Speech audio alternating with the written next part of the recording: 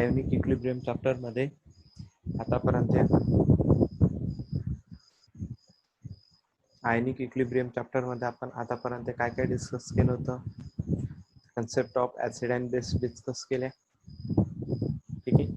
त्यानंतर आपण डिस्कस केलं त्याच्यात 4 टाइप डिस्कस केले आपण ऍसिड बेस मध्ये. Sorry 3 type. Arrhenius acid base theory, त्यानंतर Lowry and Bronsted acid base theory आणि थर्ड घेतले होते आपण Lewis acid base theory. Okay, ठीक आहे. आज आपल्याला त्याच्या पुढचा टॉपिक डिस्कस करायचा आहे ओस्वाल्ड डायल्यूशन.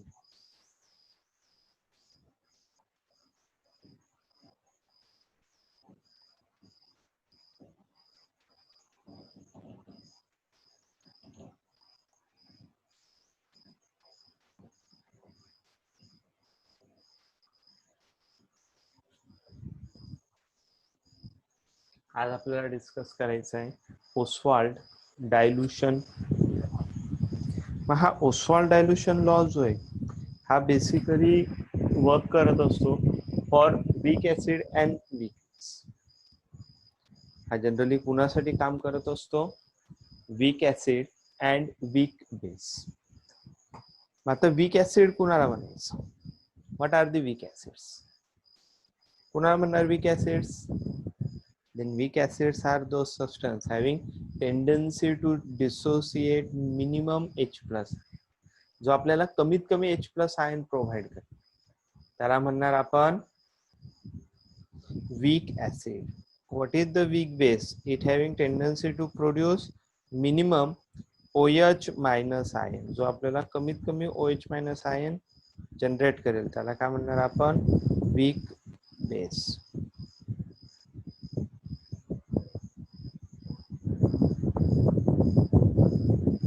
ओके, या पद्धतीने आपण वीक ऍसिड वीक बेस जे ते काय करणार? डिफाइन करणार किंवा आपण त्यांना डिफाइन करू शकतो. ठीक आहे. मग then first Ostwald dilution law for weak acid. तर ओस्वाल्ड डायल्यूशन लॉ आपल्याला पुन्हासाठी स्टडी करायचा आहे, वीक ऍसिड साठी स्टडी करायचं.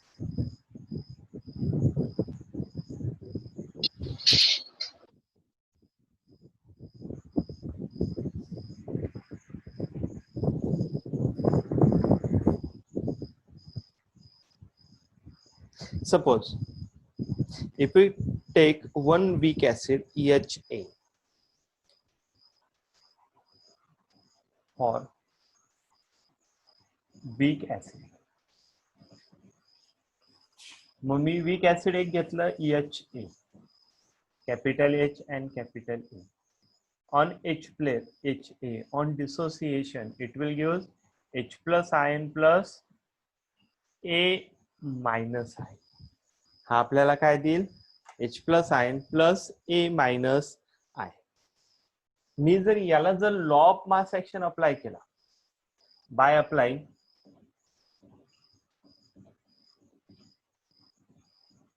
लॉ ऑफ मास ऍक्शन, आपण तो ऑलरेडी 11वीला शिकलोय.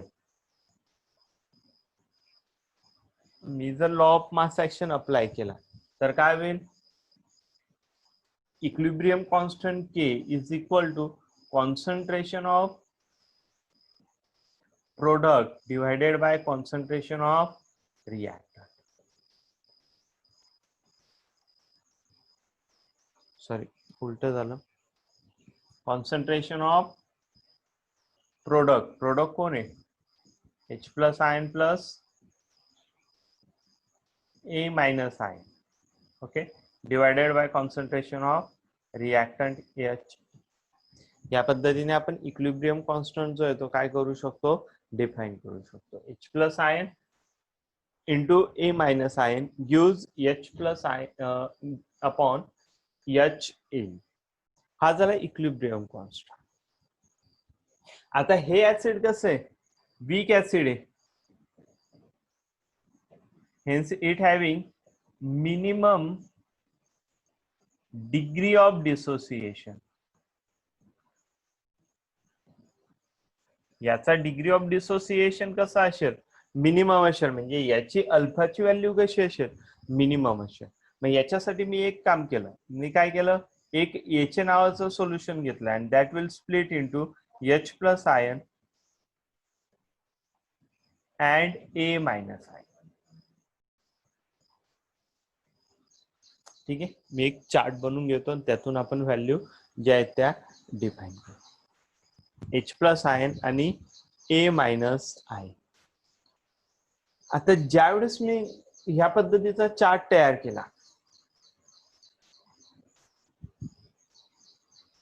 ज्यावेळेस मी ह्या पद्धतीचा चार्ट तयार केला, then first at starting of reaction,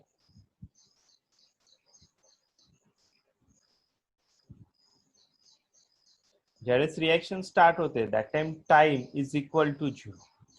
ज्यावेळेस टाइम जो आहे तो काय आहे, 0 आहे. ज्यावेळेस टाइम 0 असेल त्यावेळेस एचचं कॉन्सन्ट्रेशन हे किती असेल, 100 असेल, दॅट इज 1.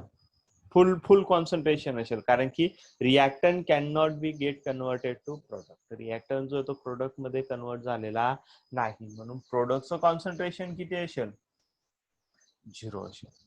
प्रोडक्टचं कॉन्सन्ट्रेशन किती असेल त्यावेळेस, म्हणजे रिएक्शन स्टार्ट होण्याच्या आधी product having concentration is a 0. If reaction is a start and at equilibrium position, ज्यावेळेस रिएक्शन ही इक्विलिब्रियम पोझिशनला पोहोचली,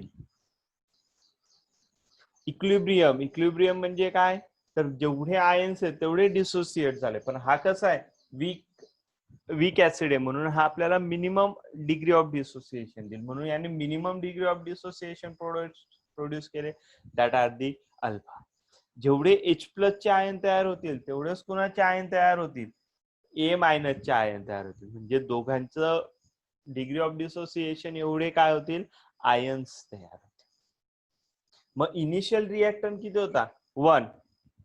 ओके, त्यातून किती आयन्स तयार झाले, अल्फा एवढे आयन्स तयार झाले. Then what is the concentration of reactant at equilibrium, that is 1 minus alpha. कारण की एवढ्या अल्फा एवढे पार्टिकल्स कुणातून लॉस झाले, कुणामधून लॉस झाले, तर ते इनिशियल रिएक्टंट मधून लॉस झाले. Okay, next. मग हे झालं equilibrium position. Respected to concentration, इथं फक्त कॉन्सन्ट्रेशन कन्सिडर केलंय म्हणून मी याला म्हणतो मोल. हे फक्त मोलच्या टर्म्स मध्ये. पण मला जर मोल पर डीएम क्यूब पाहिजे असतील, that is the equilibrium position respect to volume. मला व्हॉल्यूमला कन्सिडर करून करायचंय, म्हणजेच काय, मोल पर डीएम क्यूब. म्हणजे मी एक डीएम क्यूब व्हॉल्यूम घेतला आणि मोल पर डीएम क्यूबच्या टर्म मध्ये मला काय करायचंय, याला शोध. Then what is the value of HA, that is 1 minus alpha upon volume V. What is the value of concentration of product at equilibrium position, that is alpha upon V. Alpha upon V. मला ह्या पद्धतीने काय भेटल्या, equilibrium पोझिशनच्या value भेटल्या. या पद्धतीने काय भेटल्या, इक्विलिब्रियम पोझिशनच्या व्हॅल्यूज भेटल्या. आता ह्याच व्हॅल्यूज जर मी याला जर मी इक्वेशन नंबर 1 कन्सिडर केलं, याला जर मी इक्वेशन नंबर 1 कन्सिडर केलं, देन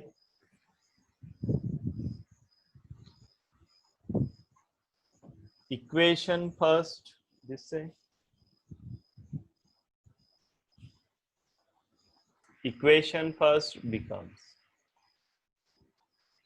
आता इक्वेशन फर्स्ट काय, K is equal to concentration of H plus ion into A minus ion upon concentration of HA. concentration of H plus ion किती आलं, therefore K, आता ऍसिड साठी म्हणून याला A म्हणतो, K is equal to alpha upon V into what is the concentration of A minus ion, A minus ion also the same, alpha upon V upon 1 minus alpha upon हे झालं तुमचं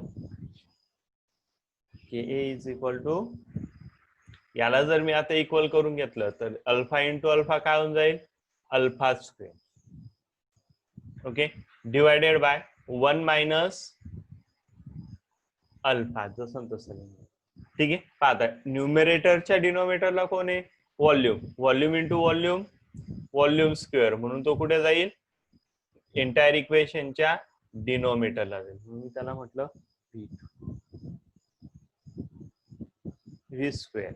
okay, आणि हा जो आहे डिनोमिनेटरचा denominator हा कुठे जाईल, न्यूमरेटरला जाईल. त्या पद्धतीने म्हणजे हे एंटायर इक्वेशन ज्यावेळेस आपण सॉल्व्ह करणार तर आपल्याला फायनल इक्वेशन काय भेटलं, alpha square into V upon 1 minus alpha into V square. Therefore V and that V square get cancel.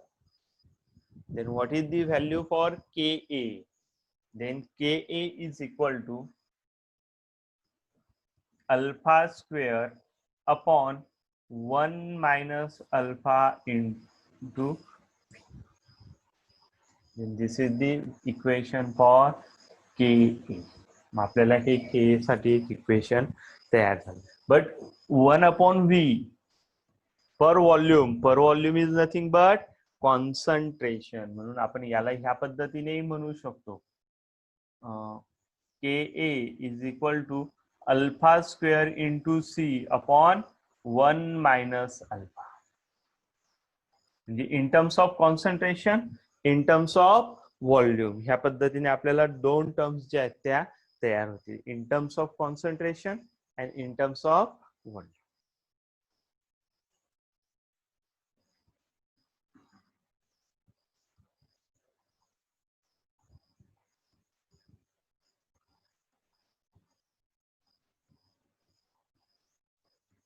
आलं लक्षात, इन टर्म्स ऑफ कॉन्सन्ट्रेशन आणि इन टर्म्स ऑफ व्हॉल्यूम ह्या दोन पद्धतीने. पण आपण जे ऍसिड घेतलंय, but HA is a weak acid. HA कसं आहे, वीक ऍसिड आहे. Hence it having minimum alpha, that is degree of dissociation. मी माझ्याकडे स्पेस नाही म्हणून मी सिम्बॉल यूज केला. तर त्याच्याकडे डिग्री ऑफ डिसोसिएशन कसं आहे, मिनिमम आहे, लेस आहे. ओके, म्हणून जर डिग्री ऑफ डिसोसिएशन लेस असेल then value of 1 minus alpha is nearly equal to 1. कारण की अल्फाची व्हॅल्यू जर निग्लिजिबल असेल, मिनिमम असेल. ओके, अल्फाची व्हॅल्यू कशी असेल, मिनिमम असेल. जर अल्फाची व्हॅल्यू मिनिमम असेल तर 1 minus alpha is nearly equal to 1. जर 1 मायनस अल्फाची व्हॅल्यू 1 जर टाकली तर इक्वेशन काय येईल, मग K A is equal to alpha square upon V, और K A is equal to alpha square into C. या पद्धतीने इक्वेशन आपल्याला तयार होईल. मला जर अल्फाची व्हॅल्यू कॅल्क्युलेट करायची असेल तर हा व्ही इकडे डिनोमिनेटरला, इकडे जाताना काय होईल, therefore alpha square is equal to K A into V, आणि इकडे जर कॅल्क्युलेट करायचं असेल तर alpha square is equal to K A into C. मला जर अल्फाची व्हॅल्यू काढायची आहे, alpha is equal to square root of K A into V and alpha is equal to square root of Ka into C. म्हणजे मी दोघे equation जे आहेत ते पॅरलली लिहिलेले, in terms of volume as well as in terms of concentration. म्हणजे ज्यावेळेस in terms of volume येईल तर त्यावेळेस इक्वेशन काय भेटेल, degree of dissociation is equal to square root of equilibrium constant of acid into its volume. और in terms of concentration, alpha is equal to square root of equilibrium constant of acid into its concentration. या पद्धतीने काय होईल, आपल्याला weak acid आणि weak ऍसिडचं volume, म्हणजे weak ऍसिडचं काय करू शकतो आपण, डिग्री ऑफ डिसोसिएशन डिफाइन करू शकतो. This known as Ostwald dilution law. याला काय म्हणत असतो मग आपण? Ostwald dilution law. ठीक आहे, तर मी परत एकदा ओस्वाल्ड डायल्युशन लॉ पूर्ण परत रिपीट करतो.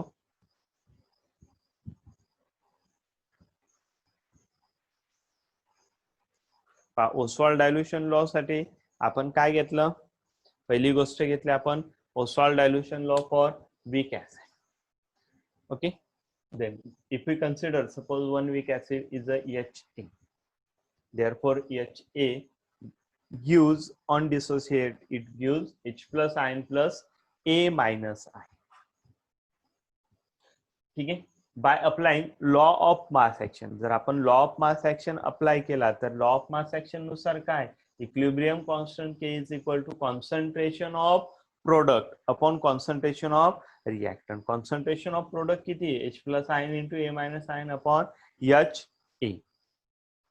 आता मी याला KA म्हणून घेतो म्हणजे हे इक्वेशन सोपं होऊन जाईल. ठीक आहे, KA is equal to concentration of H plus ion into concentration of A minus ion upon HA. This equation consider as a one first equation. ठीक है, then for weak acid,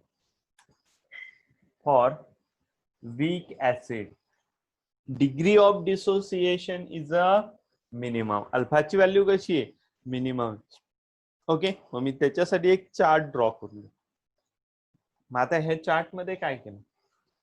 एका बाजूला घेतलं मी ऍक्च्युअल ऍसिड, त्यापासून भेटणारे आपल्याला positive ion आणि negative ion. एक H प्लस आयन असेल आणि दुसरा काय असेल?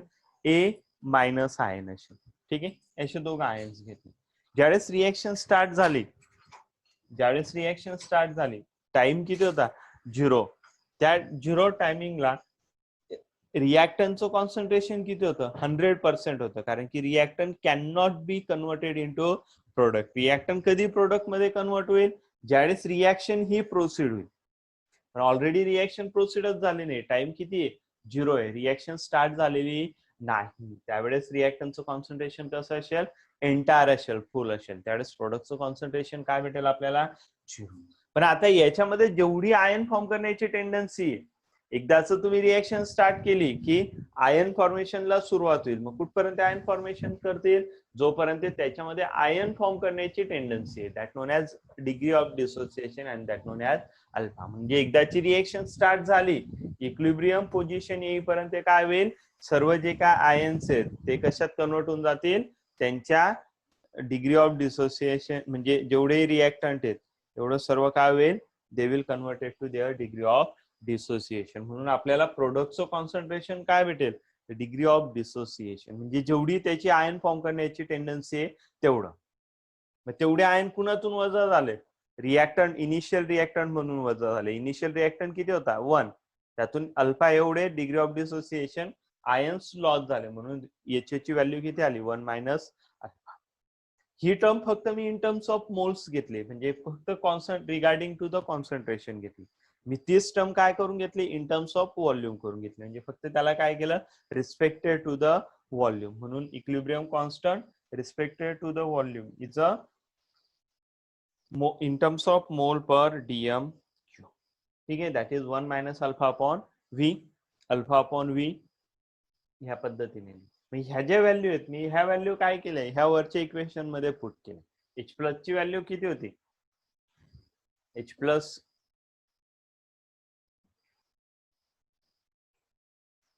Okay, K is equal to H plus म्हणजेच काय? अल्फा स्क्वेअर अपॉन अल्फाची व्हॅल्यू टाकली मी, सॉरी अल्फा H प्लस ची व्हॅल्यू टाकली alpha upon V. A minus ची व्हॅल्यू टाकली अल्फा अपॉन व्ही. H ची व्हॅल्यू टाकली 1 minus alpha upon V. Entire equation जे, ठीक आहे, alpha into alpha, alpha square. न्यूमरेटरचा डिनोमिनेटर आहे व्ही स्क्वेअर, तो कुठे आला? डिनोमिनेटरला आला, म्हणून मी त्याला लिहून घेतला व्ही स्क्वेअर. येतं लक्षात? 1 मायनस अल्फा लिहून घेतला. डिनोमिनेटरचा डिनोमिनेटर कुठे जाईल? न्यूमरेटरला, म्हणून हा व्ही कुठे गेला? वर. हा व्ही आणि व्ही स्क्वेअरचा व्ही गेट कॅन्सल. म्हणजे आपल्याला फायनल इक्वेशन काय भेटलं? Alpha square upon 1 minus alpha upon alpha into. But 1/v is nothing but concentration, म्हणून आपण हे इक्वेशन ह्या फॉर्म मध्ये पण लिहू शकतो, alpha square into C upon 1 minus. जर आपण हे ऍसिड घेतलं, हे ऍसिड कसं आहे, वीक ऍसिड आहे. ऍसिड कसं आहे, वीक ऍसिड आहे. आणि जर वीक ऍसिड असेल तर त्याचा डिग्री ऑफ डिसोसिएशन कसा असेल, मिनिमम असेल. आणि डिग्री ऑफ डिसोसिएशन मिनिमम असेल तर 1 minus alpha is equal to 1. ही व्हॅल्यू नियरली इक्वल टू काय येईल, 1 येईल. आणि ही व्हॅल्यू जर नियरली इक्वल टू 1 आली, therefore K is equal to 1 minus alpha term cancel होऊन जाईल, alpha square upon v. K is equal to alpha square into C. ह्या पद्धतीने इक्वेशन जे ते आपल्याला तयार येते लक्षात. अल्फा स्क्वेअर इकडे आणला, v इकडे आला, alpha square is equal to K into v. Alpha square is equal to K into C. Square root घेतला, alpha is equal to square root of K into v. K alpha is equal to square root of K A into C. या पद्धतीने आपण degree of dissociation, हे जे degree of dissociation काय केलं, calculate केलं किंवा डिफाईन केलं. आलं लक्षात. Then this is known as Ostwald dilution law for weak acid. Same आपल्याला स्टडी करायचा आहे for weak base. Already books मध्ये दिलेला आहे, तर तुम्ही नोट डाऊन करू शकता. आपण नोट डाऊन साठी एवढा काही वेळ देणार नाही. Okay. Then next Ostwald dilution law, किंवा नोट्स मध्ये तुम्हाला ऑलरेडी तो भेटेलच. सर हा बोला सर, त्याच्यात व्हॅल्यू कसं टाकला सर? कुठल्या व्हॅल्यू? त्या वरती सर दिसत नाही सर ते. या हा हा मग ते इथून टाकलं नाही, ह्या चार्ट मधले जे आपल्याला ऑप्टेन झालं ना 1 मायनस अल्फा अपॉन व्ही, ती एचच्या जागेवर टाकली इथं खाली.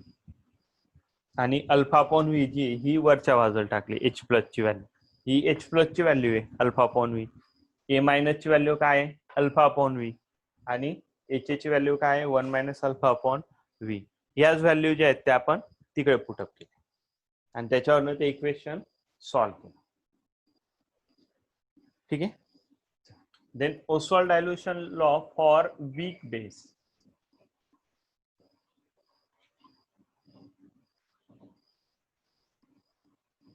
For weak base. आता weak base घेतला मी BOH. weak base काय घेतला, BOH. Then BOH on ionization gives B plus ion plus OH minus ion. Already आपला बेस म्हणजे काय, those having tendency to provide OH minus ion, that known as Arrhenius base. त्याला आपण Arrhenius base म्हणतो, म्हणून BOH.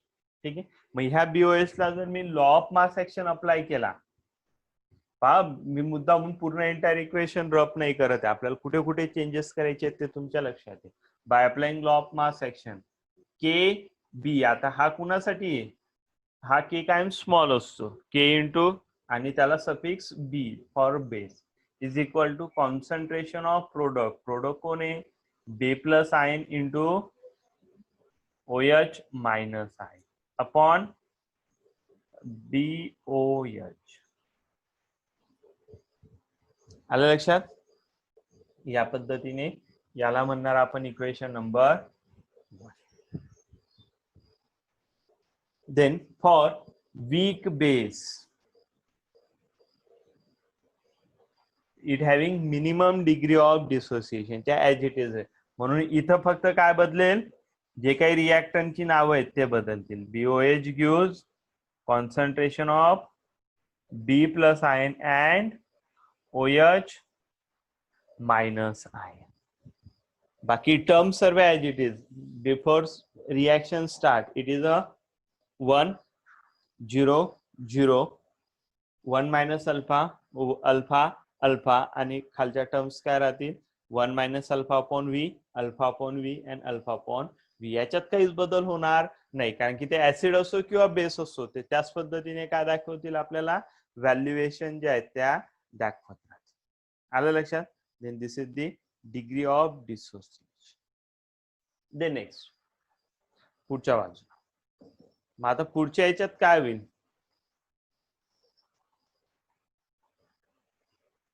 Then equation first become therefore, आता फक्त इथे के च्या ऐवजी कोण बदलेल, के बी, कारण की ह्या व्हॅल्यू ज्या आहेत त्या फिक्स आहेत, alpha upon V into alpha upon V upon 1 minus alpha upon V, therefore alpha square into V upon 1 minus alpha into V square. त्या जर आपण कॅन्सल केल्या, फक्त काय करायचं आपल्याला, जिथं जिथं के ए लिहिलेलं आहे तिथं काय करायचंय, के बी करायचंय. Therefore, KB is equal to alpha square upon 1 minus alpha into V. KB is equal to alpha square into C upon 1 minus alpha. For आता but याच्या ऐवजी काय येईल आता इथं, BOH is a weak base. Hence, it having minimum alpha. Hence, 1 minus alpha is nearly equal to 1. Therefore, KB is equal to alpha square upon V is equal to alpha square upon into B. Alpha square is equal to KB into V. Alpha square is equal to KB into C. Therefore, alpha is equal to square root of KB into V. Alpha is equal to square root of KB into C. फक्त काय बदलणार आहे, इकडचा जो second part आहे इकडच्या बाजूला फक्त के च्या ऐवजी केबी करायचंय आणि एच ए च्या ऐवजी काय करायचंय, इकडच्या पार्ट मध्ये BOH करायचंय. फक्त रिएक्टंट आणि प्रॉडक्ट रिएक्शन बदलेल, बाकी जेवढ्याही गोष्टी आहेत ह्या सर्व एंटायर इक्वेशन मध्ये काय असतील, इक्वल असतील. एंटायर इक्वेशन मध्ये सर्व काय असेल, इक्वल असेल. लक्षात आलं मग.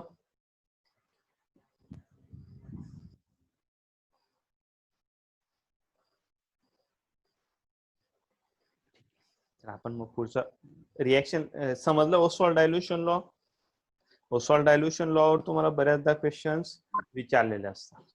ठीक आहे, बुक मध्ये पाहिला एकदा, बुक्स मधून जर पाहिला एकदा तर तुम्हाला तो इझिली लक्षात येऊन जाईल. त्यामुळे काही खूप डिफिकल्ट नाहीये, इझी आहे. फक्त प्रॉपरली एकदा नीट लर्न करा, तो प्रिपेअर्ड होऊन जाईल. ठीक आहे, तर आपण मग पुढच्या टॉपिक कडे जाऊया.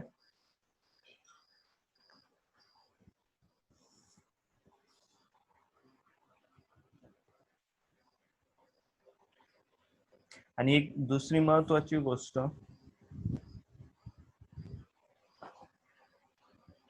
आजपासून आपले जे जे लेक्चर्स होतील, ह्या लेक्चरचे म्हणजे मी जे इथं शिकवतोय किंवा जे बोलतोय हे ऍज इट इज लेक्चर तुम्हाला युट्यूबला सुद्धा अवेलेबल होईल, but for few times only. फक्त काही वेळा करता, 1 किंवा 2 तासाकरता. त्याच्या व्यतिरिक्त ते जास्त वेळ तुम्हाला तिकडे अवेलेबल होणार नाही. जसे बायोमॉलिक्युलचे तुम्ही व्हिडिओ आहेत ते तुम्ही कधीही जाऊन पाहू शकता, तसे हे लेक्चर्स राहणार नाही. म्हणजे मी टाकल्यानंतर 3 किंवा 4 तासाची काहीतरी व्हॅलिडिटी ठेवेल आणि after that they will become invisible. ते प्रायव्हेट मोडला चालले जाते. म्हणून ज्यावेळेस मी ते टाकेल तेवढ्या 3-4 तासामध्येच तुम्हाला ते पाहिजे.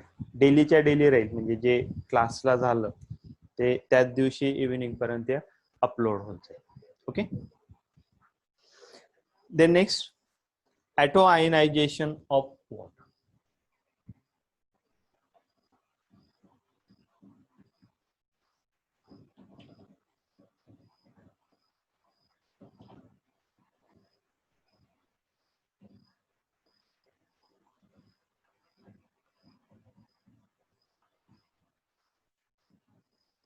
Auto ionization of water. ठीक आहे, वॉटरचं ऑटो आयोनायझेशन. आता वॉटर जर घेतला तर water act as an amphoteric behavior, means it having tendency to act as an acid as well as base. Whenever it will react with the acid, it will act as a base. It will react with a base, it will act as a acid. म्हणून जर मी generally water मॉलिक्युलची reaction घेतली, whenever water react with a water, that time it will act as a one is act as a acid. म्हणून एक काय करतो, H+ ion donate करतो आणि दुसरा it will form H3O plus OH minus. पुढच्या याच्यामध्ये रिव्हर्सिबल रिएक्शन लिहिण्यामागचा पर्पज काय, की हा परत H प्लस घेऊन वॉटर अँड वॉटर तयार करेल. म्हणजे ह्या पद्धतीने it will act as a acid as well as base. म्हणून त्याला म्हणत असतो आपण अँफोटेरिक नेचर. त्याला काय म्हणत असतो आपण, अँफोटेरिक नेचर. पण जनरली जर मी ही रिएक्शन जर पाहिली, ॲटोआयनायझेशनची मी ही जी रिएक्शन घेतली, ह्या रिएक्शनचा जर मी इक्विलिब्रियम कॉन्स्टंट काढला के, तर इक्विलिब्रियम कॉन्स्टंट काय येईल रिएक्शनचा, then equilibrium constant is the concentration of H3O plus ion into OH minus ion upon concentration of water into concentration of water. या पद्धतीने आपल्याला प्रोडक्ट जो येतो तयार होईल, त्यालाच आपण काय म्हणू शकतो, वॉटर स्क्वेअर म्हणू शकतो. म्हणजे यालाच आपण काय म्हणू शकतो, concentration of H3O plus ion into concentration of OH minus ion upon concentration of H2O square. ठीक आहे. मी हा जर H2O स्क्वेअर डिनॉमिनेटरला आहे, त्याला जर इकडे आणला तर तो काय होईल, K into concentration of H2O square. आम्ही जिथे ब्रॅकेट काढतो ह्या सर्व स्क्वेअर ब्रॅकेट्स आहेत. स्क्वेअर ब्रॅकेट कशासाठी, because they will explain the concentration of H3O plus ion into concentration of OH minus ion into concentration of OH minus ion. आता water मी जर हे एक्सेस टर्म मध्ये घेतलं, water will take as a excess म्हणजे काय, constant. त्याचे जे काही पार्टिकल्स आहेत ते नंबर ऑफ टाइम्स आहे, म्हणून it will consider as a constant. म्हणून मी त्याला कॉन्स्टंट कन्सिडर केलं K dash. K dash is equal to concentration of H3O plus ion into concentration of OH minus ion.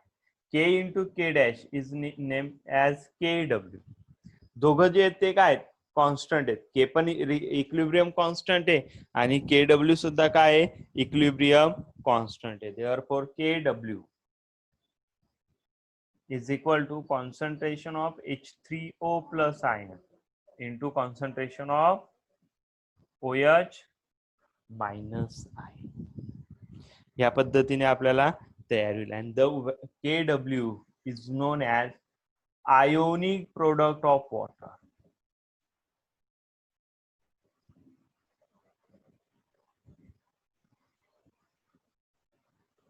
याला काय म्हणत असतो आपण, ionic product of water. Then KW is known as ionic product of water. That is H3O plus ion is equal to into OH minus ion. This is the ionic product of water. ज्या वेळेस आपण basically in pure water, जर आपण pure water जर घेतलं, then in case of pure water, concentration of H plus ion, आता हा H3O plus घ्या, या H3O प्लस म्हणजेच काय झाला, H इंटू वॉटर. वॉटर काय कॉन्स्टंट आहे म्हणजे त्याला आपण H प्लस आयन म्हणू शकतो. Concentration of H plus ion is equal to concentration of OH minus ion is equal to 1 into 10⁻⁷. याचं कॉन्सन्ट्रेशनची व्हॅल्यू किती असते, 1 इंटू 10⁻⁷ एवढी त्याची व्हॅल्यू असते. ओके, 1 इंटू 10⁻⁷ एवढी त्याची व्हॅल्यू. जर मी ती व्हॅल्यू पुट केली, therefore KW is equal to 1 into 10⁻⁷ into 1 into 10⁻⁷. That is nothing but 1 into 10⁻⁴.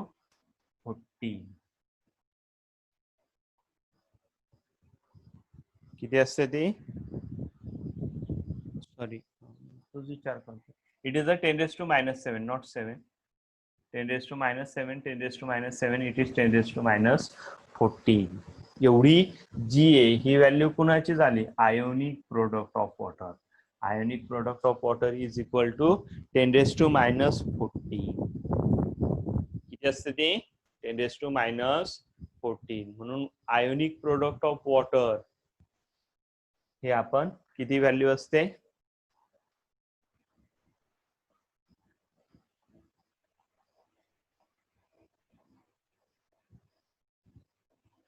Water is a 10⁻⁴ आणि याच्यावरनं -14 आला आणि त्याच्यावरनं मग एक नवीन स्केल इंट्रोड्यूस होते that known as pH scale.